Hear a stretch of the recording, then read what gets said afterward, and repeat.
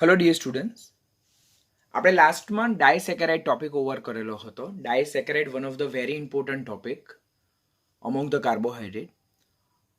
Now today we are going to start પોલીસેકેરાઇડ.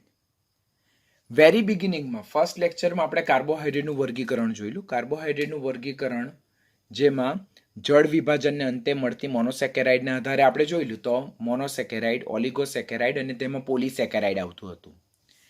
તેમાં monosaccharide અને ઓલિગોસેકેરાઇડ તો તેઓ ક્રિસ્ટેલાઇન હતા, સ્ફટિકમય હતા, પાણીમાં દ્રાવ્ય હતા, સ્વાદે ગળ્યા હતા અને તેઓને શર્કરા તરીકે ઓળખવામાં આવતા.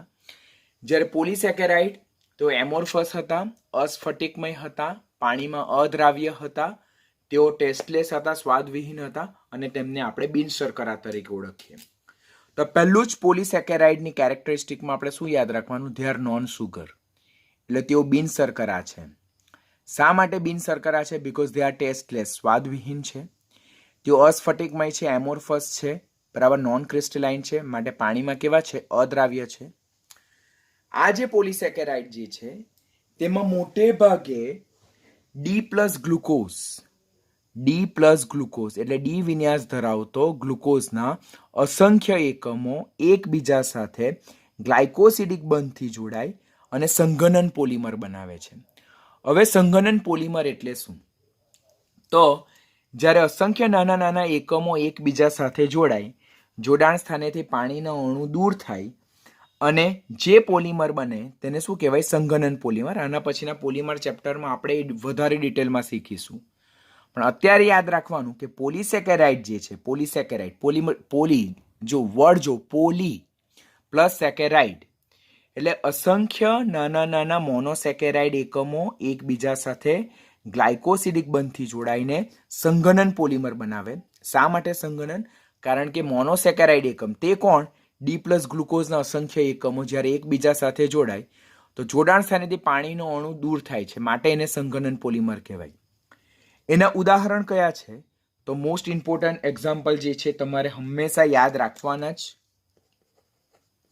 તે છે સ્ટાર્ચ છે, સેલ્યુલોઝ, ગ્લાયકોજન જેને જ પ્રાણી સ્ટાર્ચ કહેવામાં આવે છે, અને ડેક્સ્ટ્રીન. તો આ બધા જે છે તે પોલીસેકેરાઇડના ઉદાહરણ છે. ક્વેશ્ચન પૂછાય, નીચેનામાંથી કયું સ્વાદવિહીન છે? નીચેનામાંથી કયું પાણીમાં અદ્રાવ્ય છે? નીચેનામાંથી કયું બિનશર્કરા છે? તો આ ચાર ઉદાહરણમાંથી કોઈ પણ, ને સાથે સાથે ગમ અરેબિક એટલે તમે ગુંદર પણ અહીંયા ઇન્વોલ્વ કરી શકો, જે પણ પોલીસેકેરાઇડનું ઉદાહરણ છે. તેમનું સામાન્ય સૂત્ર શું છે? C6H2O5 N ટાઈમ્સ છે.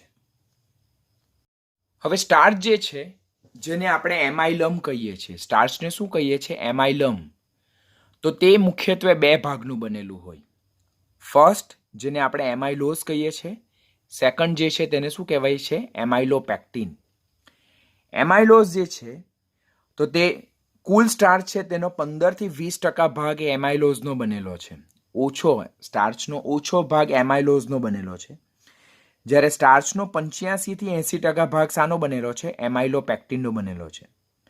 એટલે જ્યારે સ્ટાર્ચના બંધારણમાં 15% એમાઇલોઝ હોય ત્યારે તેમાં 85% શું હશે? એમાઇલોપેક્ટિન હશે. સ્ટાર્ચમાં 20% એમાઇલોઝ હોય ત્યારે એમાઇલોપેક્ટિનનો 80% ભાગ હોય.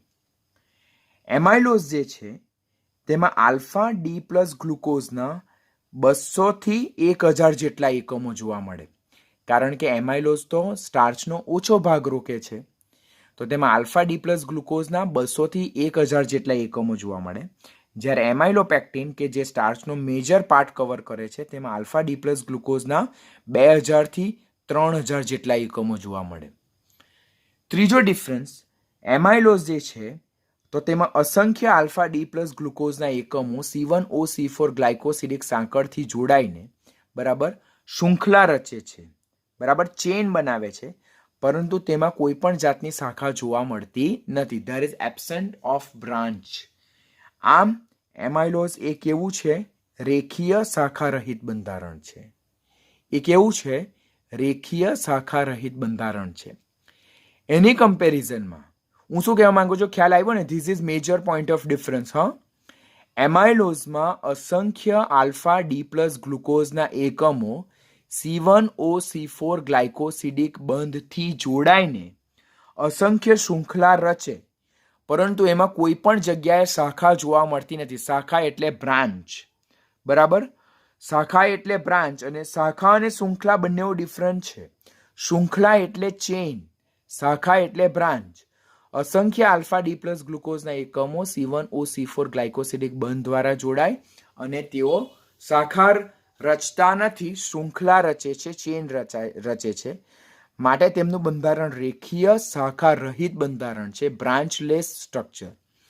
જ્યારે એમાઇલોપેક્ટિનમાં અસંખ્ય આલ્ફા ડી પ્લસ ગ્લુકોઝના એકમો એ C1OC4 ગ્લાયકોસિડિક સાંકળથી જોડાઈને શૃંખલા રચે છે, એઝ વેલ એઝ અસંખ્ય આલ્ફા ડી પ્લસ ગ્લુકોઝના એકમો કે જેના દ્વારા ચેઇન રચાય છે. તો બે ચેઇનમાં ગ્લુકોઝના એકમો C1OC4 ગ્લાયકોસિડિક બંધથી જોડાઈને શાખા એટલે કે બ્રાન્ચ રચે છે. ધીસ ઇઝ ઇમ્પોર્ટન્ટ ક્વેશ્ચન, યાદ રાખવાનું.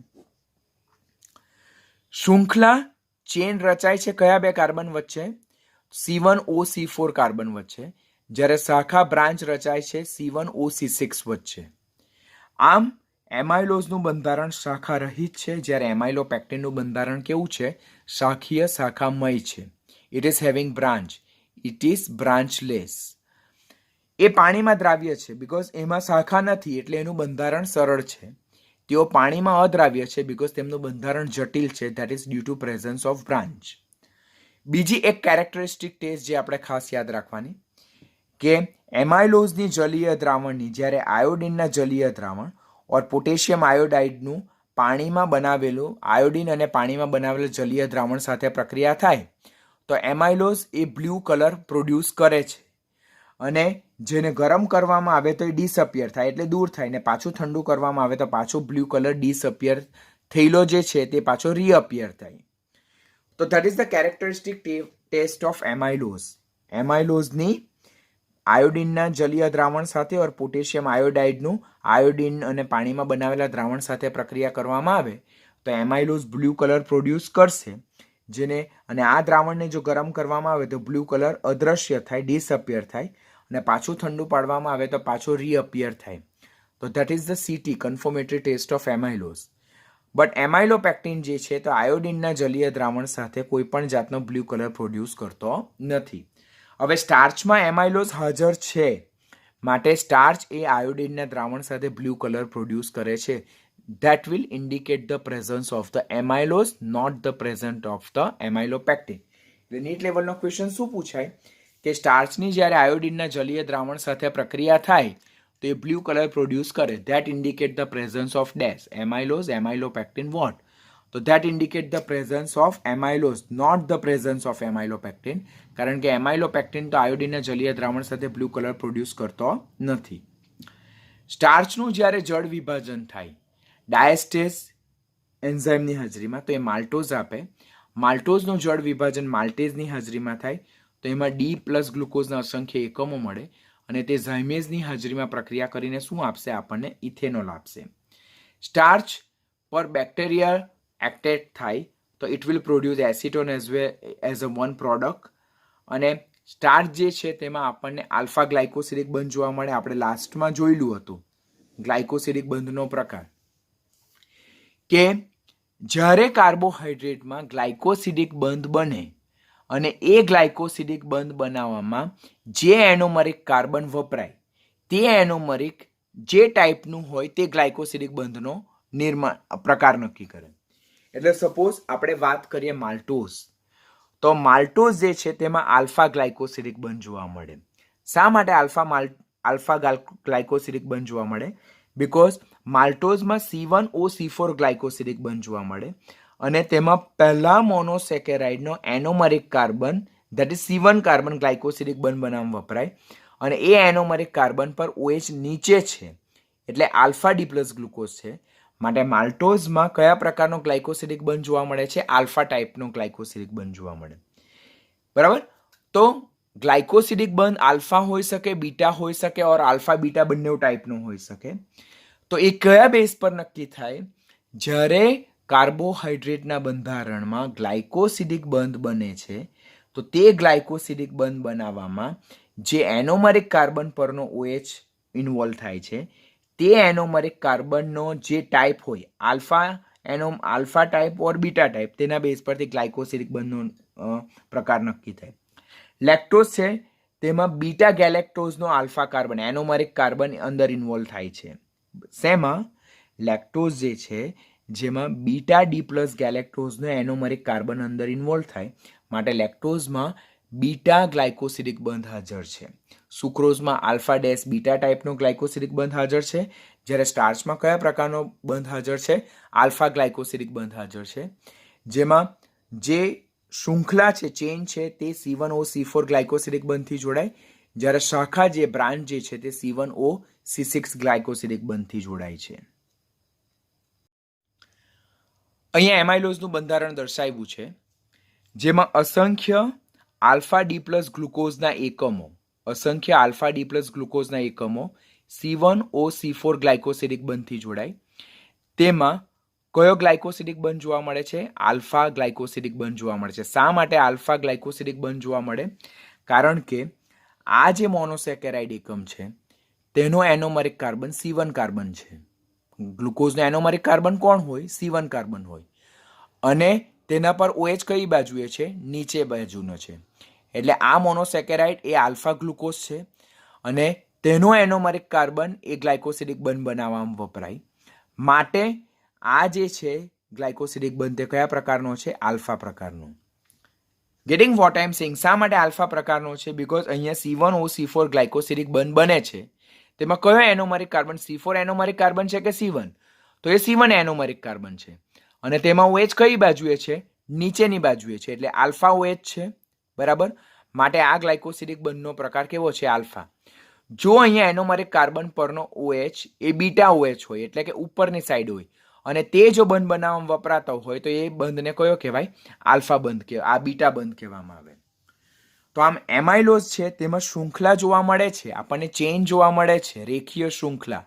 અસંખ્ય આલ્ફા ડી પ્લસ ગ્લુકોઝના એકમો C1OC4 ગ્લાયકોસિલિક બંધથી જોડાઈને શાખા રહિત એટલે કે શાખા વિહીન એ આખી સંઘનન પોલિમરની શૃંખલા રચે છે. આમાં કોઈ પણ જગ્યાએ આપણને બ્રાન્ચ જોવા મળતી નથી.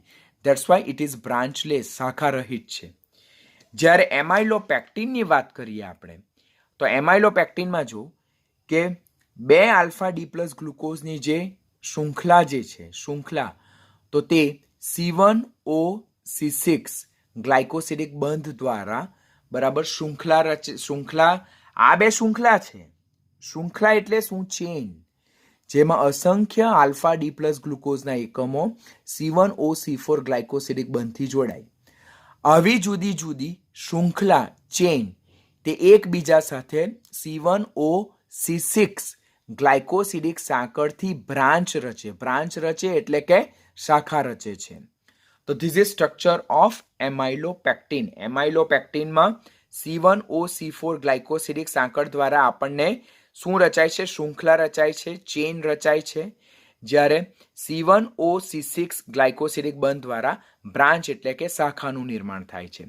તો તમારે એમાઇલોઝ અને એમાઇલોપેક્ટિનનું બંધારણ આ રીતે નીટ લેવલ માટે યાદ રાખવું પડશે. એ લોકો નીટમાં તમને પૂછી શકે છે. હવે સેકન્ડ પોલિસેકેરાઇડ જે છે ધેટ ઇઝ સેલ્યુલોઝ. આપણે અત્યારે સ્ટાર્ચ જોયું તો સ્ટાર્ચમાં અસંખ્ય આલ્ફા ડી પ્લસ ગ્લુકોઝના એકમો એકબીજા સાથે C1OC4 ગ્લાયકોસિલિક બંધથી જોડાઈને બરાબર સંઘનન પોલિમર બનાવતું હતું. તો what is the difference between starch and cellulose? તો સેલ્યુલોઝમાં બીટા ડી પ્લસ ગ્લુકોઝના અસંખ્ય એકમો એકબીજા સાથે જોડાઈને રેખીય સંઘનન પોલિમર. સ્ટાર્ચ હતે તો બીટાની જગ્યાએ આલ્ફા હતે, રેખીય સંઘનન પોલિમર, જ્યારે સેલ્યુલોઝમાં beta D plus. Identify the difference. સ્ટાર્ચમાં આલ્ફા ડી પ્લસ ગ્લુકોઝના અસંખ્ય એકમો ગ્લાયકોસિલિક બંધથી જોડાઈને રેખીય સંઘનન પોલિમર બનાવતા હતા, જ્યારે સેલ્યુલોઝમાં બીટા ડી પ્લસ ગ્લુકોઝના અસંખ્ય એકમો ગ્લાયકોસિલિક બંધથી જોડાઈને રેખીય સંઘનન પોલિમર. એમાં C1OC4 બીટા ગ્લાયકોસિલિક બંધ જોવા મળે છે. કયો? બીટા ગ્લાયકોસિલિક બંધ જોવા મળે, જ્યારે સ્ટાર્ચમાં C1OC4 આલ્ફા ગ્લાયકોસિલિક બંધ જોવા મળે. રૂ જેને આપણે કોટન કહીએ તેમાં 90 to 95% સેલ્યુલોઝ હોય અને 10 થી 5% જેટલું ફેટ ઓર વેક્સ હોય. સેલ્યુલોઝ જે છે તેનું જળ વિભાજન સેલ્યુલેઝની હાજરીમાં થાય તો આપણને સેલાબાયોઝ મળે, જે આપણે એક જાતની ડાયસેકેરાઇડ છે, જે આપણે લાસ્ટ લેક્ચરમાં જોઈ ગયા છે. અને એ સેલાબાયોઝનું જળ વિભાજન થાય તો એમાંથી આપણને બીટા ડી પ્લસ ગ્લુકોઝ મળે. હવે સેલાબાયોઝના જળ વિભાજનને અંતે આલ્ફા ડી પ્લસ ગ્લુકોઝ બી પડે, પરંતુ એનું પ્રમાણ ઓછું હોય. વધારે માત્રામાં શું મળે છે? Beta D plus glucose. તો આ તમારે ખાસ યાદ રાખવાનું, જે એક્ઝામમાં તમને સરળતાથી યાદ આવતું નથી. સેલ્યુલોઝનું જળ વિભાજન સેલ્યુલેઝ ઉત્સેચકની હાજરીમાં થાય તો સેલાબાયોઝ મળે, જે એક જાતનું ડાયસેકેરાઇડ છે. અને તેનું ફર્ધર જળ વિભાજન થતાં આપણને ડી પ્લસ ગ્લુકોઝ આલ્ફા ઓર બીટા ટાઈપ તેનું આપણને વિપુલ પ્રમાણમાં ઉત્પાદન મળે. સેલ્યુલોઝ એક પોલીસેકેરાઇડ છે, તો એ નોન રિડ્યુસિંગ છે. નોન રિડ્યુસિંગ એટલે એ ફેલિંગ અને ટોલેન્સનું રિડક્શન નથી કરતું, એઝ વેલ એઝ એ શું કરે છે? એ ફિનાઇલ હાઇડ્રોજન સાથે ફિનાઇલ હાઇડ્રોજન નથી બનાવતું. એ ઈસ્ટ દ્વારા ફર્મેન્ટેશન બી પામતું નથી. બરાબર. સેલ્યુલોઝ મ્યુટારોટેશન પણ નથી બતાવતું.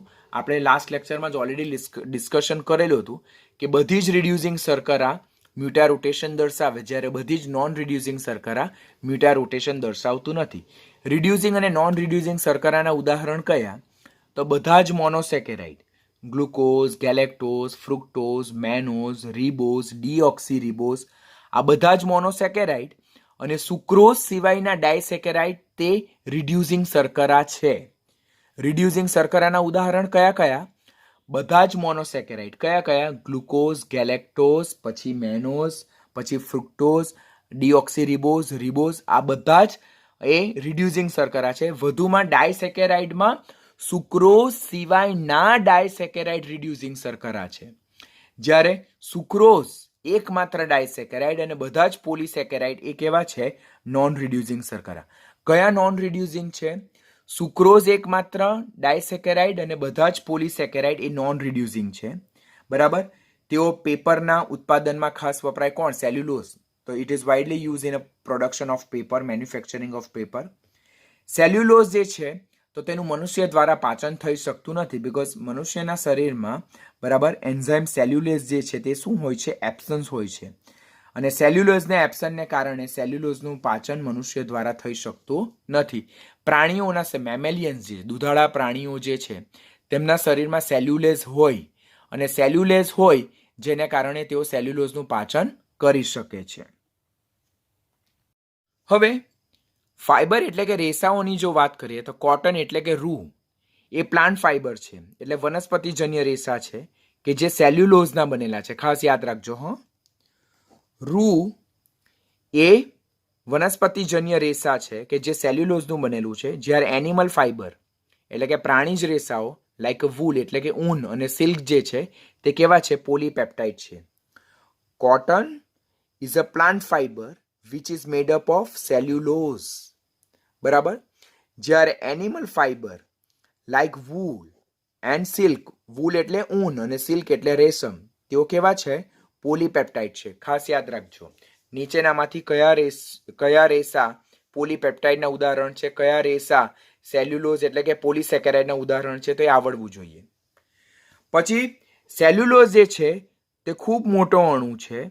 બરાબર. અને તે એટલો બધો મજબૂત છે કે એનો યુઝ કરવો મુશ્કેલ થાય, જેને કારણે સેલ્યુલોઝનું આપણે મોડિફિકેશન કરવું પડે, એના બંધારણમાં ફેરફાર કરવા પડે.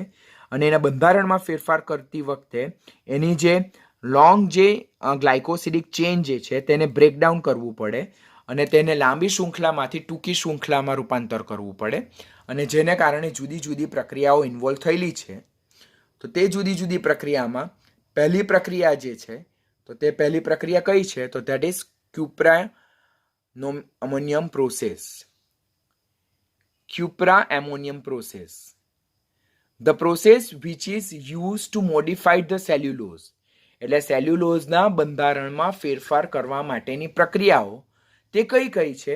તો પહેલું ક્યુપ્રા એમોનિયમ પ્રોસેસ. ક્યુપ્રા એમોનિયમ પ્રોસેસમાં શું થાય કે સેલ્યુલોઝની સિવેઝર રિએજન્ટ સાથે પ્રક્રિયા થાય. સિવેઝર રિએજન્ટ એટલે એમોનિકલ ક્યુપ્રિક હાઇડ્રોક્સાઇડ સોલ્યુશન. તો સેલ્યુલોઝની જ્યારે સિવેઝર રિએજન્ટ એટલે એમોનિકલ ક્યુપ્રિક હાઇડ્રોક્સાઇડના દ્રાવણ સાથે પ્રક્રિયા થાય તો એ જે દ્રાવણ છે તેને ફરીથી જો એસિડિક બનાવવામાં આવે તો તે ખાસ કરીને શેમાં કન્વર્ટ થાય છે? સેટિન એટલે કે સિફોનમાં રૂપાંતર પામે છે.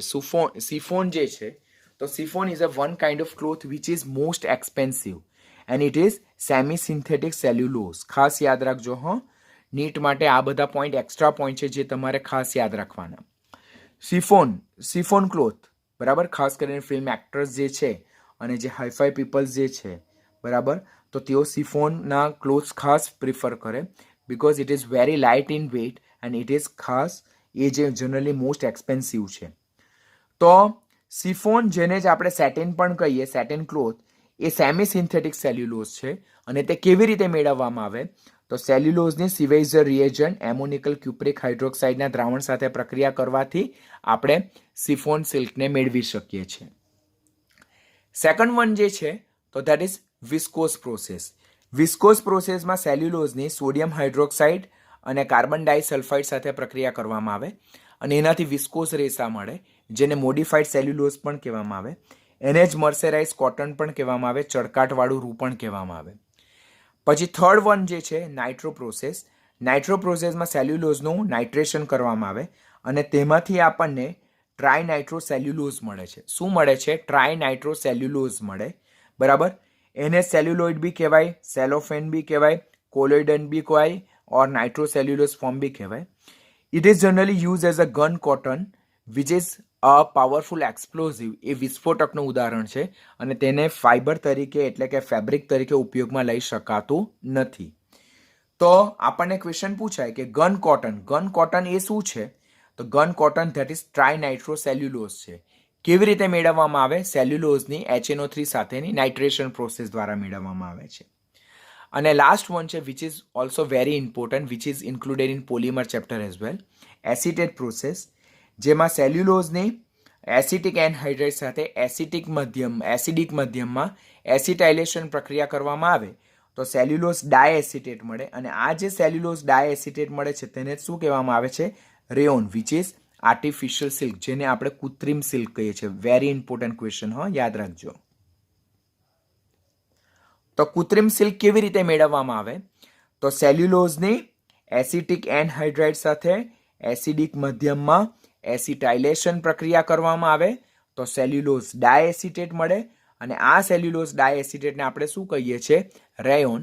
That is also called as a artificial silk or એને જ આપણે કૃત્રિમ સિલ્ક કહીએ છીએ. સેલ્યુલોઝનું બંધારણ આ પ્રકારનું છે જેમાં અસંખ્ય બીટા ડી પ્લસ ગ્લુકોઝ, જો આ ગ્લુકોઝનું બંધારણ 5મા પર CH2OH અને H, ત્રીજા પર OH અને H, બીજા પર H અને OH, ગ્લુકોઝ છે એટલે ચોથા પર ઉપર H અને નીચે OH, અને બીટા છે એટલે એનોમરિક કાર્બન પર OH કઈ બાજુએ છે? ઉપરની સાઈડ.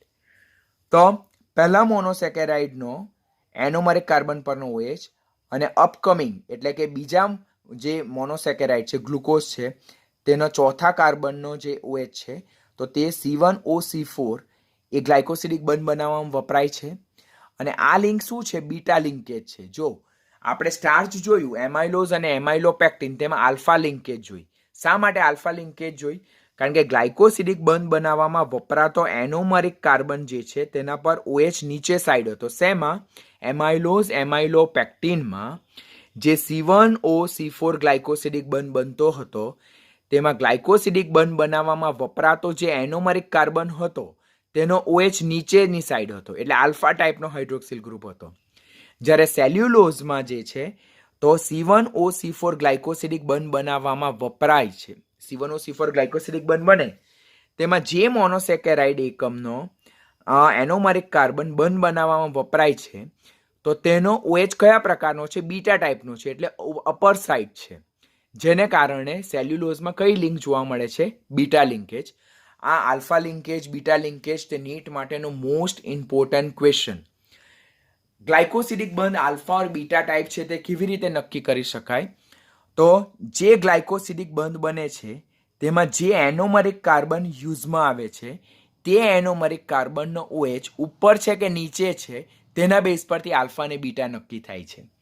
જો ઉપર હશે, એનોમરિક કાર્બન પરનો OH ઉપર હોય એટલે કે બીટા હાઇડ્રોક્સિલ ગ્રુપ હોય તો ત્યારે એ ગ્લાયકોસિડિક બંધ બીટા લિંકેજ હશે. અને જો ગ્લાયકોસિડિક બંધ બનાવવામાં વપરાતા એનોમરિક કાર્બન પરનો OH નીચે સાઈડ હોય તો એ ગ્લાયકોસિડિક બંધ કયા પ્રકારનું હશે? Alpha linkage. સ્ટાર્ચમાં આલ્ફા લિંકેજ જોવા મળે, જ્યારે ગ્લાયકોજનમાં બીટા લિંકેજ જોવા મળે છે. તો આ બંધારણ આપણે નીટ માટે યાદ રાખવાનું છે. બંધારણ મેં ઓલરેડી મોનોસેકેરાઇડ ડાયસેકેરાઇડના તમને બહુ સારી રીતે સમજાવ્યા છે, એટલે અહીંયા હું તમને ફર્ધર સમજાવતો નથી.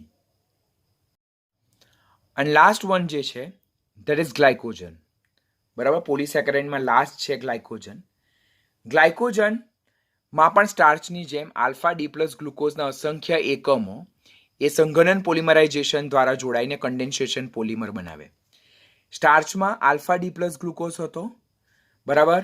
સેલ્યુલોઝ છે તેમાં બીટા ડી પ્લસ ગ્લુકોઝ છે, અને ગ્લાયકોજનમાં પણ આલ્ફા ડી પ્લસ. એટલે ગ્લાયકોજન જે છે તે સ્ટાર્ચ જેવું બંધારણ ધરાવે. સ્ટાર્ચ અને ગ્લાયકોજન બંનેમાં આલ્ફા ડી પ્લસ ગ્લુકોઝના અસંખ્ય એકમો સંઘનન પોલિમરાઇઝેશન દ્વારા જોડાય છે.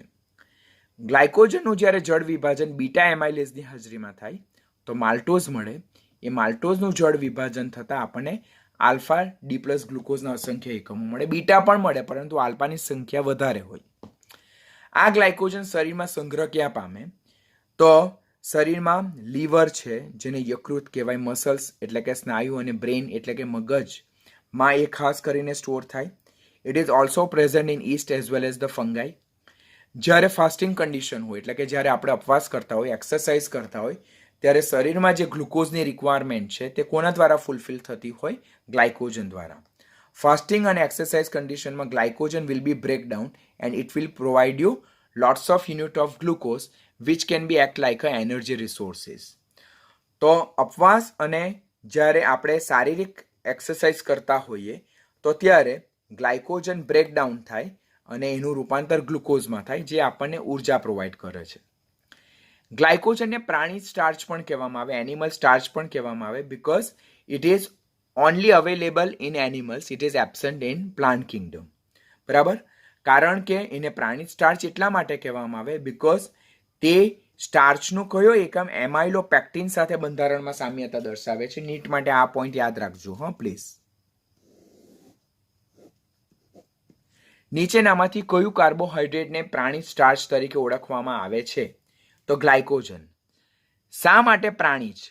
કારણ કે એ વનસ્પતિમાં એબસન્ટ છે અને પ્રાણીઓમાં જ હાજર છે. પ્રાણી જ શર્કરા છે, પ્રાણી જ કાર્બોહાઈડ્રેટ છે. બરાબર. ને શા માટે એને પ્રાણી સ્ટાર્ચ કહેવામાં આવે? બીકોઝ તેનું બંધારણ સ્ટાર્ચના એમાઇલોપેક્ટિન સાથે સામ્યતા દર્શાવે છે, માટે ગ્લાયકોજનને આપણે પ્રાણી સ્ટાર્ચ કહીએ છીએ. હવે એમાઇલોપેક્ટિન અને ગ્લાયકોજનનો ડિફરન્સ, જે ખાસ કોમ્પિટિટિવ માટેનો ઇમ્પોર્ટન્ટ ક્વેશ્ચન, કે એમાઇલોપેક્ટિન એ ગ્લાયકોજન કરતાં કેવું છે? ઓછું શાખીય છે. એમાઇલોપેક્ટિન એ ગ્લાયકોજન કરતાં કેવું છે? ઓછું શાખીય. ઓર એ સ્ટેટમેન્ટને આપણે એમ પણ કહી શકીએ કે ગ્લાયકોજન એ એમાઇલોપેક્ટિન કરતાં વધુ શાખિત છે. બંને સ્ટેટમેન્ટ સરખા છે. બરાબર. તો એમાઇલોપેક્ટિન એ ગ્લાયકોજન કરતાં કેવું છે? ઓછું શાખીય. ઓર ગ્લાયકોજન એ એમાઇલોપેક્ટિન કરતાં વધુ શાખીય. એટલે ગ્લાયકોજનમાં શાખાની સંખ્યા વધારે, જ્યારે એમાઇલોપેક્ટિનમાં શાખાની સંખ્યા કેવી જોવા મળે છે?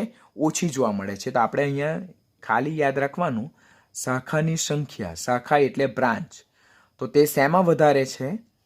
તો ગ્લાયકોજનમાં એની સંખ્યા વધારે છે. કોના કરતાં? એમાઇલોપેક્ટિન કરતાં.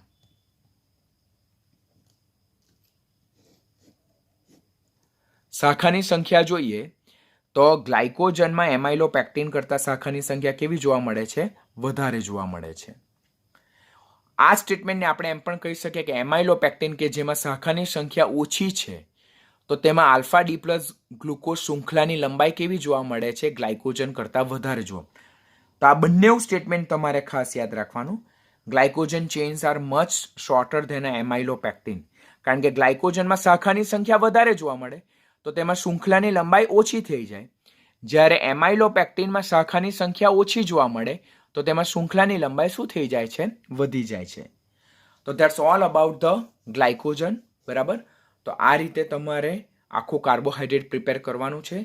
કાર્બોહાઈડ્રેટની જે ઉપયોગિતા છે તે ટેક્સ્ટબુકમાં જે આપેલી છે તેટલું પરફેક્ટ રેડી કરવાનું. That is only sufficient for your NEET exam as well. તો અહીંયા કાર્બોહાઈડ્રેટ ઓવર થાય છે. હવે આપણે વન બાય વન બીજા નાના નાના ટોપિક શીખવાનું સ્ટાર્ટ કરશું. હવે આજના લેક્ચરમાં આપણે બીજો એક નાનો ટોપિક શીખી લઈએ, દેટ ઇઝ ટોપિક નંબર 14.6 અંતઃસ્ત્રાવો, જેને હોર્મોન્સ કહેવામાં આવે. હોર્મોન્સ એ જે પ્રેઝન્ટલી જે બોર્ડનો સિલેબસ છે તેમાંથી ડિલીટેડ પોર્શન છે, પરંતુ આપણે નીટ માટે યાદ રાખવાનું છે. બાયોલોજીના સ્ટુડન્ટ્સ છો, ઓલરેડી 12થમાં તમે હોર્મોન્સ વિશે બહુ ડિટેલમાં લર્ન કર્યું હશે. તો આ જે હોર્મોન્સનું જે કન્ટેન્ટ જે છે તો તે તમે ખૂબ સારી રીતે ભણી ચૂક્યા છો. તો આ તમારા માટે એક રિવિઝન જેવું જ છે. Nothing is new for you. પહેલાં તો હોર્મોન્સ એટલે શું, જેમને જ અંતઃસ્ત્રાવો કહેવામાં આવે. અંતઃસ્રાવો એટલે એવા અણુઓ કે જે આંતરકોષીય સંદેશાવાહકો તરીકે વર્તે. આંતરકોષીય સંદેશાવાહકો એટલે શું કે કોષ વચ્ચેનો જે સંદેશાનું વહન જે છે તેના માટે અગત્યના ઘટકો એવા અણુઓ કોણ છે, અંતઃસ્ત્રાવો, જેને હોર્મોન્સ કહેવામાં આવે. તેઓ શરીરમાં એન્ડોક્રાઇન ઓર ડક્ટલેસ ગ્લેન્ડ એટલે અંતઃસ્રાવી ગ્રંથિઓમાં ઉત્પન્ન થતા હોય, અને ઉત્પન્ન થયા બાદ સીધા જ તેઓ રુધિરના પ્રવાહમાં મિશ્ર થઈ જતા હોય, પણ તેમની માત્રા કેવી હોય, અલ્પ પ્રમાણમાં જ હોય, અને રુધિરના પ્રવાહ દ્વારા જ તેઓ તેમના ક્રિયાસ્થાન સુધી પરિવહન પામે છે. વેર ધે જનરેટ, એ લોકો ક્યાં બને છે, તો તેઓ અંતઃસ્રાવી ગ્રંથિઓમાં બને, જેને એન્ડોક્રાઇન ઓર ડક્ટલેસ ગ્લેન્ડ કહેવામાં આવે. અને ત્યારબાદ તેઓ સીધા જ રુધિરના પ્રવાહ, બ્લડ સ્ટ્રીમમાં એ લોકો પ્રવાહિત થાય અલ્પ માત્રામાં, અને રુધિર દ્વારા જ તેમનું જે સાઇટ ઓફ એક્શન છે એટલે કે તેમનું જે ક્રિયાસ્થાન છે ત્યાં સુધી તેઓ પરિવહન પામે છે. આમ હોર્મોન જે છે તેમનું ઉત્પત્તિ સ્થાન અને તેમનું ક્રિયાસ્થાન એ મોટે ભાગે કેવા હોય છે, ધેટ ઇઝ ડિફરન્ટ પ્લેસ. એટલે જે જગ્યાએ તેઓ ઉત્પન્ન થાય તેનાથી ડિફરન્ટ તેનું ક્રિયાસ્થાન હોય છે. જે સ્થાનેથી ઉત્પન્ન થાય તે સ્થાનથી બ્લડ સ્ટ્રીમ દ્વારા રુધિરના પ્રવાહ દ્વારા તેઓ ક્રિયાસ્થાન પહોંચે છે અને પોતાનું કાર્ય કરે છે. And for they required in a very small amounts. હોર્મોન્સનું જો ક્લાસિફિકેશન જોઈએ તો classification for NEET exam very important, કે નીચેનામાંથી કયો હોર્મોન્સ છે, કયો સ્ટીરોઇડલ છે, કયો નોન સ્ટીરોઇડલ છે, કયો પેપ્ટાઇડ હોર્મોન છે, કયો એમિનો એસિડ ડેરિવેટિવ્સ છે, કયો ફિમેલ સેક્સ હોર્મોન છે, કયો મેલ સેક્સ હોર્મોન છે. બરાબર. તો આ બધા જ ક્વેશ્ચન કોમનલી આસ્ક ક્વેશ્ચન, તો this is one of the most important classification, ખાસ આપણે પ્રિપેર કરવાનું. તો હોર્મોન્સ જે છે તો તેઓ મુખ્યત્વે બે રીતે ક્લાસિફાય થાય. પહેલું સ્ટીરોઇડલ હોર્મોન અને બીજું નોન સ્ટીરોઇડલ હોર્મોન. જે સ્ટીરોઇડલ હોર્મોન છે એટલે કે હોર્મોન જેઓ સ્ટીરોઇડલ મોઇટી ધરાવે અને જેઓ સ્ટીરોઇડ નેચરના છે તે બે પ્રકારના છે. પહેલું છે ACH હોર્મોન, જેને એડ્રિનલ કોર્ટિકોઇડ હોર્મોન્સ કહેવામાં આવે અને NH કોર્ટિકોઇડ્સ કહેવામાં આવે. ઓલરેડી તમે 12મા ધોરણમાં ડિટેલમાં આ ટોપિક લર્ન કરેલા છો, તો એટલા માટે તમારા માટે આ કંઈક નવું નથી, તમે ઓલરેડી લર્ન કર્યું છે કે એડ્રિનલ કોર્ટિકલ હોર્મોન્સ જેને જ કોર્ટિકોઇડ્સ કહેવાય, જેને જ શોર્ટ ફોર્મમાં capital A, capital C, capital H તરીકે દર્શાવવામાં આવે, તે સ્ટીરોઇડ્સ કાઇન્ડ ઓફ હોર્મોન છે. જ્યારે સેક્સ હોર્મોન છે તે પણ સ્ટીરોઇડલ ક્લાસના જ હોર્મોન્સ છે. સેક્સ હોર્મોન જે છે તે પાછા બે સેક્સ હોર્મોન હોય, એક ફિમેલ સેક્સ હોર્મોન અને જે બીજા જે છે તે male sex hormone. Female sex hormone જે છે તે જનરલી ફિમેલમાં વધારે પ્રમાણમાં હાજર હોય. તે કયા છે? ઇસ્ટ્રોજન્સ, તેને જ ઇસ્ટ્રોન કહેવાય અને તેને જ ઇસ્ટ્રાડાયોલ કહેવાય. અને સેકન્ડ વન છે પ્રોજેસ્ટેરોન, જેને જેસ્ટ્રોજન્સ કહેવામાં આવે, અને તે મેઇનલી કયો હોર્મોન છે તો એ પ્રેગ્નન્સી હોર્મોન છે. તો ઇસ્ટ્રોજન અને પ્રોજેસ્ટેરોન એ બંને ફિમેલ સેક્સ હોર્મોન છે, જ્યારે એન્ડ્રોજન, જેને ટેસ્ટોસ્ટેરોન કહેવામાં આવે, તે મેલ સેક્સ હોર્મોનનું ઉદાહરણ છે. ઓલરેડી તમે લર્ન કરી ચૂકેલા છો, એટલે આપણે just we are going through, બરાબર, સુપરફિશિયલી આપણે લર્ન કરી નાખીએ છીએ. We are not going much in detail because એટલું બધું જરૂરી નથી. જેટલું ટેક્સ્ટબુકનું છે ને એક્સ્ટ્રા અમુક કન્ટેન્ટ જે પ્રીવિયસ યરના ક્વેશ્ચન પેપરમાં આપણને જોવા મળે તેટલું લર્ન કરશું. નોન સ્ટીરોઇડલ હોર્મોન જે છે તો તે પાછા 3 ટાઈપના છે. પેપ્ટાઇડ હોર્મોન, જેને જ પ્રોટીન હોર્મોન્સ પણ કહેવાય, એમિનો એસિડ ડેરિવેટિવ્સ અને મિસેલિનિયસ. પેપ્ટાઇડ હોર્મોન્સમાં કયા કયા આવે? ઇન્સ્યુલિન આવે, ગ્લુકાગોન આવે, ઓક્સિટોસિન આવે, વેસોપ્રેસિન આવે, એન્જિયોટેન્સિન 2 આવે. They all are protein in nature. They are peptide hormones.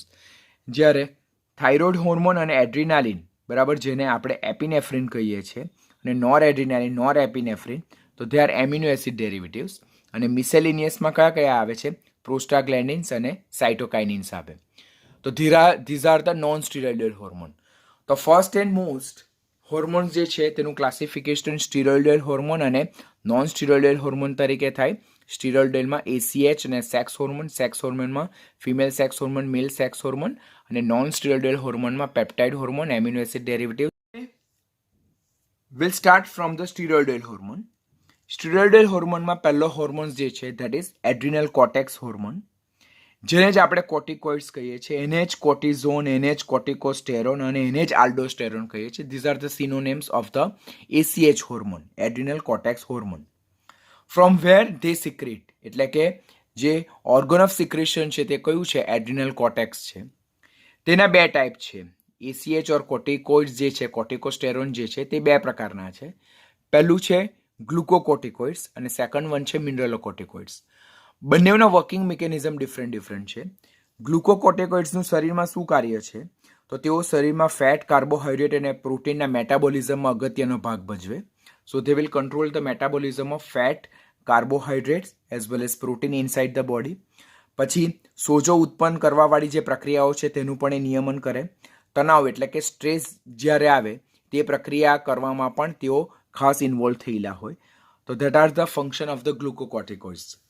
મિનરલોકોર્ટિકોઇડ્સ જે છે તો they are having different function than glucocorticoids. મિનરલોકોર્ટિકોઇડ્સનું કાર્ય શું છે કે કિડની દ્વારા જે પાણી ઉત્સર્જિત થાય છે તે અને ક્ષાર જે ઉત્સર્જિત થાય છે તેનું પ્રમાણને શું કરે છે? નિયંત્રણમાં લાવે. તો it will control the salt as well as the water excreted from the kidney. તો આપણે ખાસ યાદ રાખવાનું. તો એડ્રિનલ કોર્ટેક્સ હોર્મોન, જેને કોર્ટિકોઇડ્સ કહેવાય, જેને કોર્ટિકોસ્ટેરોન્સ કહેવાય, આલ્ડોસ્ટેરોન કહેવાય, તે બે પ્રકારના ગ્લુકોકોર્ટિકોઇડ્સ અને મિનરલોકોર્ટિકોઇડ્સ. ગ્લુકોકોર્ટિકોઇડ્સનું કાર્ય શું છે? શરીરમાં ચરબી એટલે કે લિપિડ, કાર્બોહાઈડ્રેટ અને પ્રોટીનનું મેટાબોલિઝમ એટલે ચયાપચયનું નિયંત્રણ કરવાનું, સોજો ઉત્પન્ન કરવાવાળી પ્રક્રિયાનું નિયમન કરવાનું, સાથે સાથે જ્યારે સ્ટ્રેસની કન્ડિશન હોય ત્યારે તેવી પ્રક્રિયામાં પણ તેઓ ઇન્વોલ્વ થયેલા હોય છે.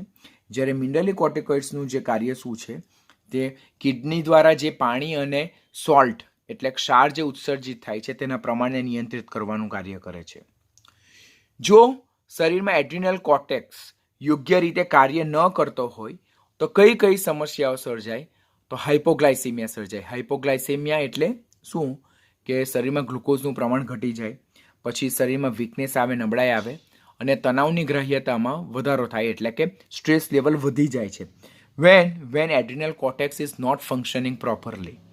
તો એડ્રિનલ કોર્ટેક્સ પ્રોપર ફંક્શનિંગ નહીં કરતો હોય તો ગ્લુકોકોર્ટિકોઇડ્સ અને મિનરલોકોર્ટિકોઇડ્સનું જે વર્કિંગ એફિશિયન્સી છે તે ઘટી જાય ને એને લીધે એડવર્સ ઇફેક્ટમાં હાઇપોગ્લાયસેમિયામાં રુધિરમાં શર્કરાનું પ્રમાણ ઘટી જાય, શરીરમાં વીકનેસ ફીલ થાય અને સ્ટ્રેસ લેવલ વધી જાય. બરાબર. અને આ જે લક્ષણો જે જોવા મળે, આ બધી કેરેક્ટરિસ્ટિક છે તે કયા ડિઝીઝની છે? That is called as a Addison's disease, જેને એડિસન રોગ કહેવામાં આવે. બરાબર. જો આપણે આવી પરિસ્થિતિમાં એટલે આ એડિસન ડિઝીઝમાં જો આપણે ગ્લુકોકોર્ટિકોઇડ્સ અને મિનરલોકોર્ટિકોઇડ્સને આપણે એક્સટર્નલ સોર્સિસ દ્વારા જો આપણે શરીરમાં ઇન્જેક્ટ ન કરીએ તો આ જે એડિસન ડિઝીઝ જે છે તે ઘાતક બની શકે છે અને ઘણી વખત માણસનું મૃત્યુ પણ નિપજી શકે છે. તો this all about the steroidal હોર્મોનમાં એડ્રિનલ કોર્ટેક્સ હોર્મોન. બે ટાઈપ, ગ્લુકોકોર્ટિકોઇડ્સ અને મિનરલોકોર્ટિકોઇડ્સ, બંને ઇમ્પોર્ટન્ટ વન. સ્ટીરોઇડલ હોર્મોનમાં સેકન્ડ ક્લાસ જે છે that is sex hormone. Sex હોર્મોનમાં પહેલું male sex hormone. Male sex hormone testosterone જે છે તે મેલ સેક્સ હોર્મોન છે. આ ટેસ્ટોસ્ટેરોનને આપણે એન્ડ્રોજન તરીકે પણ ઓળખીએ છીએ અને તે પુરુષોમાં ઉત્પન્ન થતો મુખ્ય જાતીય અંતઃસ્ત્રાવ છે. પુરુષોમાં જે ટેસ્ટિસ જે છે, વૃષણ કોથળી, તેમાં એ ઉત્પન્ન થાય. બરાબર. પુરુષોમાં જોવા મળતા સબસિડરી કેરેક્ટરિસ્ટિક એટલે ગૌણ લક્ષણો, જેમ કે પુરુષોનો અવાજ ઘેરો હોય છે, ગાઢો અવાજ હોય, જાડો અવાજ હોય, ત્યાર પછી દાઢી અને મૂછ ઉગવાની પ્રક્રિયા, અને જે સામાન્ય શારીરિક બાંધો જે છે તો પુરુષનો જુદો હોય, સ્ત્રીઓનો કોમળ હોય, પુરુષોનો શારીરિક બાંધો મજબૂત હોય. બરાબર. તો ઘેરો અવાજ, જાડો અવાજ, દાઢી મૂછ ઉગવાની પ્રક્રિયા, ત્યાર પછી સામાન્ય જે શારીરિક બાંધો જે છે તો તેના વિકાસ માટેના જે મુખ્ય હોર્મોન જવાબદાર છે તે કોણ છે? ટેસ્ટોસ્ટેરોન છે. તો ક્વેશ્ચન પૂછે નીચેનામાંથી કયો મેલ સેક્સ હોર્મોન છે? તો તે છે ટેસ્ટોસ્ટેરોન. આ ટેસ્ટોસ્ટેરોન પુરુષોમાં વૃષણ કોથળીમાં ઉત્પન્ન થાય અને પુરુષોનો મુખ્ય જાતીય અંતઃસ્ત્રાવ છે અને પુરુષોમાં જે ગાઢો અવાજ, દાઢી અને સામાન્ય શારીરિક બાંધો જોવા માટે મુખ્ય જવાબદાર હોર્મોન્સ કોણ છે? ટેસ્ટોસ્ટેરોન છે. સેકન્ડ છે that is female sex hormone. Female sex hormone બે પ્રકારના છે. ફર્સ્ટ વન જે છે ઇસ્ટ્રોજન, જેને આપણે ઇસ્ટ્રાડાયોલ કહીએ, અને સેકન્ડ વન છે પ્રોજેસ્ટેરોન, જેને આપણે જેસ્ટ્રોજન કહીએ છીએ. બંનેનું નામ યાદ રાખવાના. બધા નામ તમને ફેરવીને પૂછે છે કે જેસ્ટ્રોજન એ મેલ સેક્સ હોર્મોન છે કે ફિમેલ સેક્સ હોર્મોન, તો તે ફિમેલ સેક્સ હોર્મોન છે, બરાબર. અને ઇસ્ટ્રાડાયોલ તેને જ આપણે ઇસ્ટ્રોજન તરીકે ઓળખીએ છીએ. ઇસ્ટ્રોજન જે છે તો તે સ્ત્રીઓમાં ઉત્પન્ન થતો મુખ્ય જાતીય અંતઃસ્રાવ છે. પ્રોજેસ્ટેરોન નહીં. કોણ? ઇસ્ટ્રોજન એ સ્ત્રીઓમાં ઉત્પન્ન થતો મુખ્ય જાતીય અંતઃસ્રાવ છે. તે જે રીતે પુરુષોમાં ગૌણ લક્ષણો માટે જવાબદાર પ્રોજેસ્ટેરોન છે, તેવી જ રીતે સ્ત્રીઓમાં ગૌણ લક્ષણોના જવાબદાર માટે કોણ જવાબદાર છે? ઇસ્ટ્રોજન. બ્રેસ્ટ ડેવલપમેન્ટ છે, બરાબર, પછી હેર ડેવલપમેન્ટ છે, એ બધા માટે કોણ જવાબદાર છે? ઇસ્ટ્રોજન જવાબદાર છે. સ્ત્રીઓમાં જોવા મળતું પીરિયોડિક એટલે મેન્સ્ટ્રુએશન સાયકલ્સ, જેને પીરિયડ્સ કહેવાય અને જેને માસિક ચક્ર ઓર રજોધર્મ કહેવાય, તેનું કંટ્રોલ કરવામાં પણ કોણ મુખ્ય જવાબદાર છે? ઇસ્ટ્રોજન છે. તો ક્વેશ્ચન પૂછાય નીટ લેવલ પર કે સ્ત્રીઓમાં જે મેન્સ્ટ્રુએશન સાયકલ જોવા મળે તેના નિયંત્રણમાં નીચેનામાંથી કયો હોર્મોન્સ જવાબદાર છે? તો ધેટ ઇઝ ઇસ્ટ્રોજન, જેને જ આપણે ઇસ્ટ્રાડાયોલ કહીએ છીએ. જ્યારે પ્રોજેસ્ટેરોન, જેને આપણે જેસ્ટ્રોજન તરીકે ઓળખીએ, તો that is mainly known as a pregnancy hormone. એટલે આ હોર્મોનનું કાર્ય શું છે? તો એ પ્રેગ્નન્સી રિલેટેડ કાર્ય છે કે સ્ત્રીઓના શરીરમાં જે ફલિતાંડ જે છે, બીજ જે છે, તેના રોપણ માટે ગર્ભાશયને તૈયાર કરવાની જવાબદારી કોની હોય છે? પ્રોજેસ્ટેરોનની હોય છે. It will prepare the uterus for the implantation of the fertilize egg. એટલે જે બીજ બને છે, બરાબર, ઈંડું બને છે સ્ત્રીઓના શરીરમાં, તે જે ફલિતાંડ થાય છે તેના રોપણ માટે ગર્ભાશયને તૈયાર કરવાનું કાર્ય કોનું છે? પ્રોજેસ્ટેરોનનું છે. As well as it will control the development and maintenance, બરાબર, ઓફ ધ પ્રેગ્નન્સી.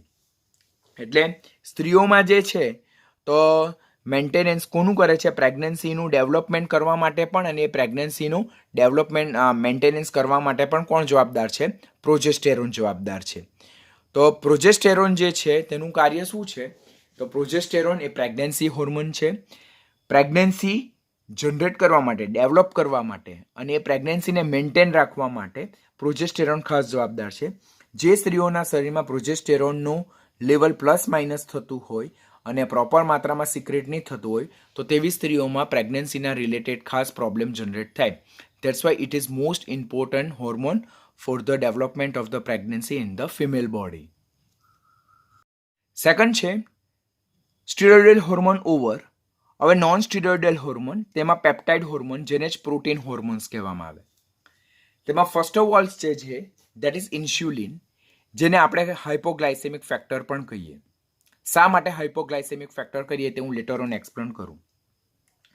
ઇન્સ્યુલિન જે છે તમને બધાને જ ખબર છે કે મનુષ્યના રુધિરમાં એટલે પ્રાણીઓના શરીરમાં જે ગ્લુકોઝ જે છે તેનું મેટાબોલિઝમને નિયંત્રણમાં રાખવાનું કોણ કાર્ય કરે છે? ઇન્સ્યુલિન. એટલે બોડીમાં જ્યારે ગ્લુકોઝનું પ્રમાણ વધી જાય તો એ એક્સેસ ઓફ ગ્લુકોઝ લેવલ જે છે તેને કંટ્રોલ કરવાનું કાર્ય ખાસ કોનું છે? ઇન્સ્યુલિનનું. એટલે જે રુધિરમાં જે ગ્લુકોઝની જે વધુ પડતું પ્રમાણ છે તેને નેરો રેન્જ એટલે સાંકડી હદમાં લાવવાનું કાર્ય ઇન્સ્યુલિન કરે છે. તો ક્વેશ્ચન પૂછાય કે રુધિરમાં વધી ગયેલી શર્કરાને નિયંત્રણમાં લાવવા માટેનું કાર્ય કોણ કરે? તો તે છે ઇન્સ્યુલિન. આ ઇન્સ્યુલિન પેપ્ટાઇડ હોર્મોનનું ઉદાહરણ છે. રુધિરમાં જ્યારે ગ્લુકોઝનું પ્રમાણ વધવા માંડે ત્યારે તેને કંટ્રોલ કરવા માટે શરીરમાં ઇન્સ્યુલિનનો સ્ત્રાવ સ્ટાર્ટ થાય છે. જો કોઈ પર્સનનું પેન્ક્રિયાઝ ડિફેક્ટિવ હોય, ઇન્સ્યુલિન જરે શેમાંથી? પેન્ક્રિયાઝમાંથી જરે. જો કોઈ પણ વ્યક્તિના શરીરમાં પેન્ક્રિયાઝ જે છે ડિફેક્ટિવ હોય, બરાબર, તો એના શરીરમાં જો ઇન્સ્યુલિનની ઉણપ થાય, ઇન્સ્યુલિનનો જો સ્ત્રાવ નહીં થાય, તો એને કારણે એના શરીરમાં શું થાય છે કે રુધિરમાં શર્કરાનું પ્રમાણ વધી જાય. કારણ કે ઇન્સ્યુલિનનું કાર્ય શું? તો ઇન્સ્યુલિનનું કાર્ય રુધિરમાં વધી ગયેલી શર્કરાના જે પ્રમાણ છે તેને કંટ્રોલ કરવાનું, નિયંત્રણમાં લાવવાનું, ઘટાડવાનું કાર્ય છે. પરંતુ જો વ્યક્તિના શરીરમાં પેન્ક્રિયાઝ જે છે તે ફેલ હોય, એટલે કે પેન્ક્રિયાટિક ડિસઓર્ડર હોય ઓર પેન્ક્રિયાટિક કેન્સર હોય ઓર પેન્ક્રિયાઝને કોઈ રીઝનથી કાઢી નાખવામાં આવે, તો એના શરીરમાં ઇન્સ્યુલિનનો સ્ત્રાવ નહીં થાય. જો ઇન્સ્યુલિનની સ્ત્રાવ નહીં થાય તો રુધિરમાં ગ્લુકોઝનું વધતું જતું પ્રમાણ છે તેને કંટ્રોલ લાવવા માટે કોઈ હોર્મોન્સ રિસ્પોન્સિબલ જવાબદાર નથી. તો ત્યારે એ પર્સનના શરીરમાં જે રુધિર છે તેમાં ગ્લુકોઝનું પ્રમાણ વધતું જાય અને એ કન્ડિશનને શું કહેવામાં આવે છે? ડાયાબિટીસ મલાઇટસ. જે તમને ડાયાબિટીસ મલાઇટસ અને ડાયાબિટીસ ઇન્સિપિડિસ એ બંને તમને ખ્યાલ છે. હવે આ ઇન્સ્યુલિનનું જે કાર્ય જે છે તે શરીરમાં રુધિરમાં ગ્લુકોઝના વધતા જતા પ્રમાણને ઘટાડવાનું, કંટ્રોલમાં લાવવાનું, નેરો રેન્જમાં લાવવાનું છે. ઇન્સ્યુલિનના બંધારણની વાત કરીએ, નીટ લેવલ પર એક્સ્ટ્રા ટોપિક આપણે લર્ન કરવાનું હોય તો ઇન્સ્યુલિનના બંધારણમાં કુલ કેટલા એમિનો એસિડ હોય? તો ઇન્સ્યુલિનના બંધારણમાં કુલ 51 એમિનો એસિડ હોય. બરાબર. કુલ કેટલી પોલીપેપ્ટાઇડ શૃંખલા હોય? તો કુલ 2 પોલીપેપ્ટાઇડ શૃંખલા હોય. સાંકળ હોય, નોટ શૃંખલા, સાંકળ હોય. એક પોલીપેપ્ટાઇડ શૃંખલા એ 21 એમિનો એસિડ ધરાવે અને બીજી પોલીપેપ્ટાઇડ શૃંખલા એ કુલ કેટલા એમિનો એસિડ ધરાવે છે? 30 એમિનો એસિડ ધરાવે છે. This is important for competitive exam. ઘણી કોમ્પિટિટિવની એક્ઝામમાં આ ક્વેશ્ચન આપણને જોવા મળે છે ઇન્સ્યુલિનના બંધારણ વિશે. તો ઇન્સ્યુલિનના બંધારણમાં કુલ 51 એમિનો એસિડ જોવા મળે, જેમાં 2 પોલીપેપ્ટાઇડ શૃંખલા જોવા મળે, સાંકળ જોવા મળે. પહેલી પોલીપેપ્ટાઇડ શૃંખલા ઓર સાંકળ જે છે, બરાબર, તો તેમાં 21 એમિનો એસિડ જોવા મળે, જે ટૂંકી પોલીપેપ્ટાઇડ શૃંખલા છે. જ્યારે બીજી પોલીપેપ્ટાઇડ શૃંખલા જે લાંબી પોલીપેપ્ટાઇડ શૃંખલા છે તે 30 એમિનો એસિડ ધરાવે. આ જે 2 પોલીપેપ્ટાઇડ શૃંખલા જે ઇન્સ્યુલિનના બંધારણમાં જોવા મળે તે એકબીજા સાથે ડાયસલ્ફાઇડ સાંકળથી જોવા મળે. કુલ કેટલી ડાયસલ્ફાઇડ સાંકળથી જોડાયેલા હોય તેઓ? તો કુલ 2 ડાયસલ્ફાઇડ સાંકળથી જોડાયેલા હોય. બંધારણ ખાસ યાદ રાખવાનું. ઇન્સ્યુલિનના બંધારણમાં 51 એમિનો એસિડ, 2 પોલીપેપ્ટાઇડ શૃંખલા, પહેલી પોલીપેપ્ટાઇડ શૃંખલા 21 એમિનો એસિડ જેને ટૂંકી પોલીપેપ્ટાઇડ શૃંખલા કહેવાય. બીજી પોલીપેપ્ટાઇડ શૃંખલા ઓર સાંકળ તે 31 એમિનો એસિડ ધરાવે, આ 30 એમિનો એસિડ ધરાવે અને બંને પોલીપેપ્ટાઇડ શૃંખલાઓ એકબીજા સાથે ડાયસલ્ફાઇડ સાંકળ, કઈ સાંકળ? ડાયસલ્ફાઇડ સાંકળ સાથે જોડાયેલી હોય છે. પહેલી પોલીપેપ્ટાઇડ શૃંખલાનો સિસ્ટીન એમિનો એસિડ એ બીજી પોલીપેપ્ટાઇડ શૃંખલાના સિસ્ટીન એમિનો એસિડ સાથે જોડાય છે, તે પણ યાદ રાખવાનું. વધુમાં જે નાની પોલીપેપ્ટાઇડ શૃંખલા છે કે જે 21 એમિનો એસિડ ધરાવે છે તેમાં સાથે સાથે ઇન્ટરનલ ડાયસલ્ફાઇડ લિંક પણ જોવા મળે, જેને આંતરિક ડાયસલ્ફાઇડ સાંકળ પણ કહેવામાં આવે. આમ ઇન્સ્યુલિનના બંધારણમાં જો જોઈએ તો આપણને કુલ કેટલી ડાયસલ્ફાઇડ સાંકળ જોવા મળે? 3 ડાયસલ્ફાઇડ સાંકળ જોવા મળે. તેમાં એક ઇન્ટરનલ ડાયસલ્ફાઇડ સાંકળ એટલે કે એક નાની જે પોલીપેપ્ટાઇડ શૃંખલા છે તેમાં એમિનો એસિડ વચ્ચે ડાયસલ્ફાઇડ સાંકળ જોવા મળે. જ્યારે 2 ડાયસલ્ફાઇડ સાંકળ વડે 2 પોલીપેપ્ટાઇડ શૃંખલા એકબીજા સાથે શું થયેલા હોય? જોડાયેલા જોવા મળે છે. તો ઇન્સ્યુલિનનું બંધારણ, શરીરમાં ઇન્સ્યુલિનનું રુધિરમાં જે બ્લડ ગ્લુકોઝ લેવલ છે તેને કંટ્રોલમાં લાવવાનું કાર્ય, તે નીટ માટેનું ખૂબ ઇમ્પોર્ટન્ટ ક્વેશ્ચન, ધ્યાનથી લર્ન કરવાનું. આમ જો આપણે ઇન્સ્યુલિનનું બંધારણ જોઈએ તો જો આ પહેલી પોલીપેપ્ટાઇડ શૃંખલા છે અને આ બીજી પોલીપેપ્ટાઇડ શૃંખલા છે. પહેલી પોલીપેપ્ટાઇડ શૃંખલામાં જો કેટલા એમિનો એસિડ છે? 21. 1 2 3 4 5 6 7 8 9 10 11 12 13 14 15 16 17 18 19 20 અને 21. પહેલી પોલીપેપ્ટાઇડ શૃંખલામાં કેટલા એમિનો એસિડ છે? કુલ 21 એમિનો એસિડ છે. બીજી પોલીપેપ્ટાઇડ શૃંખલા જે લાંબી પોલીપેપ્ટાઇડ શૃંખલા છે તેમાં કુલ કેટલા એમિનો એસિડ છે? 30 એમિનો એસિડ. બંને પોલીપેપ્ટાઇડ શૃંખલા એકબીજા સાથે ડાયસલ્ફાઇડ સાંકળથી જોડાયેલ છે. કેટલી ડાયસલ્ફાઇડ સાંકળ? તો 2 આ પહેલી પોલીપેપ્ટાઇડ શૃંખલા, આ બીજી પોલીપેપ્ટાઇડ શૃંખલા, બંને પોલીપેપ્ટાઇડ શૃંખલા એકબીજા સાથે કુલ 2 ડાયસલ્ફાઇડ સાંકળ સાથે જોડાયેલી છે. બરાબર. વધુમાં જે ટૂંકી પોલીપેપ્ટાઇડ શૃંખલા છે તેમાં ઇન્ટરનલ ડાયસલ્ફાઇડ લિંક પણ જોવા મળે. જે ટૂંકી પોલીપેપ્ટાઇડ શૃંખલા છે તેમાં ઇન્ટરનલ ડાયસલ્ફાઇડ સાંકળ પણ જોવા મળે. આમ જે ઇન્સ્યુલિનનું કુલ બંધારણ છે તેમાં કુલ કેટલી પોલીપેપ્ટાઇડ શૃંખલા? કુલ 2 પોલીપેપ્ટાઇડ શૃંખલા. પહેલી પોલીપેપ્ટાઇડ શૃંખલામાં 21, બીજી પોલીપેપ્ટાઇડ શૃંખલામાં 30, એમ કુલ 51 એમિનો એસિડ જોવા મળે અને કુલ 3, 1, 2 અને 3 ડાયસલ્ફાઇડ સાંકળ જોવા મળે, જેમાં 2 ડાયસલ્ફાઇડ સાંકળ વડે 2 પોલીપેપ્ટાઇડ શૃંખલાઓ એકબીજા સાથે જોડાયેલા છે. જ્યારે ત્રીજી ડાયસલ્ફાઇડ સાંકળ જે છે તો તે જે ટૂંકી પોલીપેપ્ટાઇડ શૃંખલા છે તેમાં એમિનો એસિડ, સિસ્ટીન એમિનો એસિડને જોડવાનું કાર્ય કરે. જો પોલીપેપ્ટાઇડ શૃંખલામાં સિસ્ટીન દ્વારા ડાયસલ્ફાઇડ સાંકળથી જોડાય, અહીંયા પણ સિસ્ટીન ડાયસલ્ફાઇડ સાંકળથી જોડાય, અને અહીંયા પણ સિસ્ટીન ડાયસલ્ફાઇડ સાંકળથી જોડાય. એટલે જ્યારે નીટ લેવલનો ઘણો આપણને ટ્વિસ્ટ ક્વેશ્ચન પૂછાય હોર્મોન્સ લેવલનો, તો તે ઇન્સ્યુલિનના બંધારણ પરથી ખાસ પૂછાઈ શકે, તો આપણે એના માટે પ્રિપરેશન રાખવી જરૂરી બને. બીજો પેપ્ટાઇડ હોર્મોન છે તે છે ગ્લુકાગોન, બરાબર, જેને ગ્લુકેગોન પણ કહી શકાય. ઇન્સ્યુલિનનું કાર્ય શરીરમાં વધી ગયેલા ગ્લુકોઝ, શરીરમાં રુધિરમાં વધી ગયેલા ગ્લુકોઝને નિયંત્રણમાં લાવવાનું, નેરો રેન્જમાં લાવવાનું, વધી ગયેલા ગ્લુકોઝના પ્રમાણને નિયંત્રણમાં લાવીને ઘટાડવાનું કાર્ય છે. જ્યારે ગ્લુકાગોનનું કાર્ય શું છે? રુધિરમાં ગ્લુકોઝનું પ્રમાણ વધારવાનું વલણ દર્શાવે. ઇન્સ્યુલિન રુધિરમાં ગ્લુકોઝનું પ્રમાણ ઘટાડે, જ્યારે ગ્લુકાગોન રુધિરમાં ગ્લુકોઝનું પ્રમાણ વધારવાનું વલણ દર્શાવે. આમ શરીરમાં ઇન્સ્યુલિન અને ગ્લુકાગોન બંને અંતઃસ્ત્રાવો જે પેપ્ટાઇડ હોર્મોન્સ છે તે બંને રુધિરમાં ગ્લુકોઝનું પ્રમાણ નિયંત્રિત કરવાનું કાર્ય કરે છે. ત્રીજો હોર્મોન જે છે which is not given in textbook, પણ નીટ માટે યાદ રાખવાનું, ધેટ ઇઝ ઓક્સિટોસિન, જે પણ પેપ્ટાઇડ હોર્મોન્સ છે. તે નેનોપેપ્ટાઇડનું ઉદાહરણ છે. નેનોપેપ્ટાઇડ શું છે તે આપણે એમિનો એસિડ, પેપ્ટાઇડ અને પ્રોટીન જોઈશું ત્યારે સમજાવીશ તમને. એ પોસ્ટિરિયર પિટ્યુટરી ગ્લેન્ડમાંથી ઉદ્ભવે છે. બાળકના જન્મ બાદ માતાનું ગર્ભાશયનું જે સંકોચન, કોન્ટ્રાક્શન જે કરવાનું છે તેનું, અને મેમરી ગ્લેન્ડમાંથી જે મિલ્ક રિલીઝ કરવાનું કાર્ય કરે છે તે કોણ કરે છે? ઓક્સિટોસિન કરે છે. એટલે આ ઓક્સિટોસિન તે આફ્ટર ડિલિવરી માટે ખાસ જરૂરી છે, મિલ્કના સ્ત્રાવ માટે, સિક્રેશન માટે. પછી વેસોપ્રેસિન છે તે પણ નેનોપેપ્ટાઇડનું ઉદાહરણ છે. એ પણ પોસ્ટિરિયર પિટ્યુટરી ગ્લેન્ડમાંથી ઉદ્ભવે. જો ઓક્સિટોસિન અને વેસોપ્રેસિનમાં આ પહેલા બે મુદ્દા સરખા જ છે. વેસોપ્રેસિનનું કાર્ય શું છે? કિડનીમાં પાણીનું જે રીઓબ્ઝર્પ્શન થાય છે તેને નિયંત્રણમાં લાવવાનું હોય છે. અને એન્જિયોટેન્સિન 2 તે ઓક્ટાપેપ્ટાઇડનું ઉદાહરણ છે. તે ક્યારે જનરેટ થાય? તો જે વ્યક્તિના શરીરમાં હાઈ બ્લડ પ્રેશરની સમસ્યા સર્જાય તેના રુધિરમાં ખાસ કરીને આપણે એન્જિયોટેન્સિન 2 હોર્મોન્સ જોવા મળે છે. એનું મુખ્ય કાર્ય શું છે? તો ઇટ ઇઝ પોટેન્ટ વાસોકન્સ્ટ્રિક્ટર. વાસોકન્સ્ટ્રિક્ટર એટલે શું? કે જે રક્તવાહિનીઓ છે, બ્લડ વેસલ જે છે તેના સંકોચન માટે, કોન્ટ્રાક્શન માટે મુખ્ય જવાબદાર કોણ છે? That is angiotensin 2. તો it is example of octapeptide. High blood pressure ધરાવતા વ્યક્તિના રુધિરમાં એ ખાસ જોવા મળે આપણને, અને પ્લસ જે પોટેન્ટ વાસોકન્સ્ટ્રિક્ટર હોવાને કારણે બ્લડ વેસલ જે છે, રક્તવાહિનીઓ જે છે તેના સંકોચન, કોન્ટ્રાક્શન માટે એ મુખ્ય રિસ્પોન્સિબલ હોર્મોન્સ છે.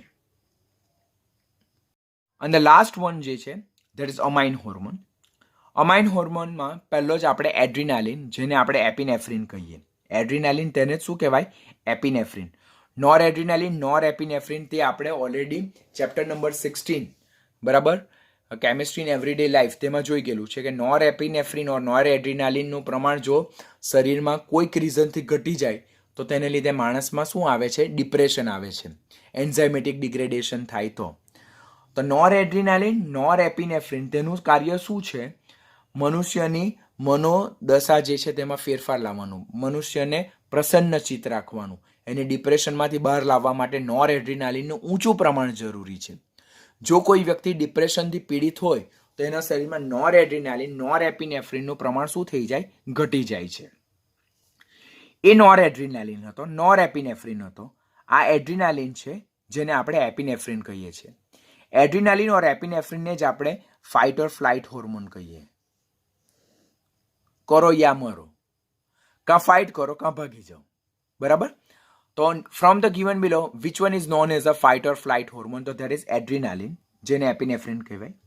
એ એડ્રીનલ મેડ્યુલામાંથી ઉદ્ભવતો હોય છે. તે એક એમાઇન સંયોજન છે કે જે સૌ પ્રથમ આઇસોલેશન પામેલો હોર્મોન છે. ક્વેશ્ચન પૂછવાની શક્યતા ઓછી, પણ સૌ પ્રથમ આઇસોલેશન પામેલો હોર્મોન્સ કયો છે? તો તે છે એડ્રીનાલિન. એ મનુષ્યના શરીરમાં પલ્સ રેટ વધારે, બ્લડ પ્રેશર વધારે, અને પ્રાણીઓ અને મનુષ્યોને ઇમરજન્સી માટે શું કરે છે? પ્રિપેર કરે છે. આપણી સામે વાઘ આવે તો વાઘ સામે ફાઇટ કરવું કે ત્યાંથી ભાગી જવું, તો એ સમયે આપણા શરીરમાં એડ્રીનાલિનનો સ્ત્રાવ ખાસ વધી જાય. આપણે ટ્રેનમાં જતા હોય અને ટ્રેનની વિન્ડો પાસેથી કોઈ પર્સન આપણો મોબાઈલ કેચ કરી લે, ચોરી લે, તો ત્યારે ટ્રેનમાંથી આપણે ચીઝ પાડવી કે ટ્રેનમાંથી આપણે જમ્પ કરી નાખવું, તો that all will be control by the secretion of the adrenaline. At a time ઇમરજન્સીની સિચ્યુએશનમાં આપણા શરીરમાં એડ્રીનાલિનનો સ્ત્રાવ વધી જાય અને તે આપણને પ્રિપેર કરે છે either we should fight or we should run away from the situations.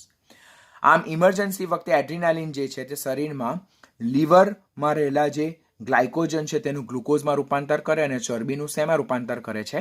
Fatty એસિડમાં રૂપાંતર કરે છે. Thyroxine, that is also very important hormone four human beings. તે થાઇરોઇડ ગ્રંથિમાં બને છે.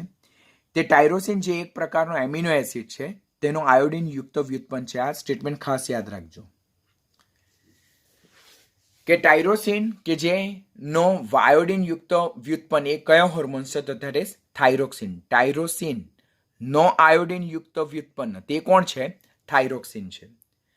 શરીરમાં થાઇરોક્સિનનું પ્રમાણ બે પ્રકારનું થઈ શકે. એનું પ્રમાણ ઘટી પણ શકે અને એનું પ્રમાણ વધી પણ શકે. જ્યારે શરીરમાં થાઇરોક્સિનનું પ્રમાણ ઘટે છે તો એ કન્ડિશનને હાઇપોથાઇરોઇડિઝમ કહેવાય અને જ્યારે થાઇરોક્સિનનું પ્રમાણ વધે છે તો ત્યારે એને હાઇપરથાઇરોઇડિઝમ કહેવાય. જે હાઇપોથાઇરોઇડિઝમ પ્રોસેસ છે, હાઇપોથાઇરોઇડિઝમ પ્રોસેસ કે જેમાં થાઇરોક્સિનનું પ્રમાણ શું થાય છે? ઘટે છે. તેને લીધે મનુષ્યના શરીરમાં, વ્યક્તિના શરીરમાં નિરુત્સાહપણું આવે, બરાબર, અને એ પર્સન ફેટી થાય, મેદસ્વી થાય છે. કઈ પરિસ્થિતિમાં માણસ મેદસ્વી બને? હાઇપોથાઇરોઇડિઝમ કે જેમાં થાઇરોક્સિનનું પ્રમાણ ઘટે છે. પરંતુ જો થાઇરોક્સિનનું પ્રમાણ ઘટે તો એને લીધે વ્યક્તિ કેવો બની જાય છે? પતલો થઈ જાય છે. એનું વજન ડે બાય ડે ઘટતું જાય છે. આ કન્ડિશનમાં વજન ડે બાય ડે વધતું જાય છે, મેદસ્વીપણું આવી જાય, બરાબર. આ હાઇપોથાઇરોઇડિઝમ કોને લીધે થાય? તો આહારમાં જો આયોડિનનું પ્રમાણ ઓછું લેવામાં આવે તો તેને લીધે આપણને હાઇપોથાઇરોઇડિઝમ પરિસ્થિતિનું નિર્માણ થાય અને એ પરિસ્થિતિમાં થાઇરોઇડ ગ્લેન્ડ જે છે, થાઇરોઇડ ગ્રંથિ જે છે, ગળું આપણું જે છે તે શું થઈ જાય? ફૂલી જાય છે. હવે આ કન્ડિશન છે તેનું આપણે નિયંત્રણ કેવી રીતે કરી શકીએ? હાઇપોથાઇરોઇડિઝમને આપણે કેવી રીતે ટ્રીટ કરી શકીએ? તો આપણે આહારમાં આયોડાઇઝ સોલ્ટ લેવું જોઈએ. આયોડાઇઝ સોલ્ટ એટલે ખાવાનું મીઠું જે છે તેમાં સોડિયમ આયોડાઇડ જો એડ કરે તો એને કારણે શરીરમાં આયોડિનનું પ્રમાણ વધવા માંડે અને ધીમે ધીમે વ્યક્તિ હાઇપોથાઇરોઇડિઝમમાંથી બહાર આવે. સાથે સાથે ડૉક્ટર્સ આપણને જે થાઇરોઇડ હોર્મોન્સ છે તેને કંટ્રોલ કરવા માટે આપણને સાથે સાથે થાઇરોઇડની ટેબ્લેટ પણ આપે. તે પણ આપણે રેગ્યુલર લેવું જોઈએ. બિકોઝ અલ્ટિમેટલી થાઇરોક્સિન જે છે તો તે શરીરમાં ફેટ, લિપિડ અને કાર્બોહાઈડ્રેટના મેટાબોલિઝમ સાથે ખાસ ઇન્વોલ્વ છે.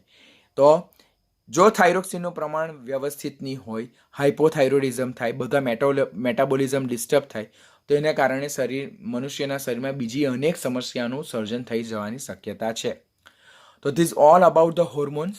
આજના લેક્ચરમાં આટલું લર્ન કરશું. આ હોર્મોન્સ પરફેક્ટ કરવાનું, સાથે સાથે જે આપણે પોલિસેકેરાઇડ જોયું છે તે પરફેક્ટ કરવાનું. નેક્સ્ટ લેક્ચરમાં આપણે બીજા ટોપિક કવર કરશું.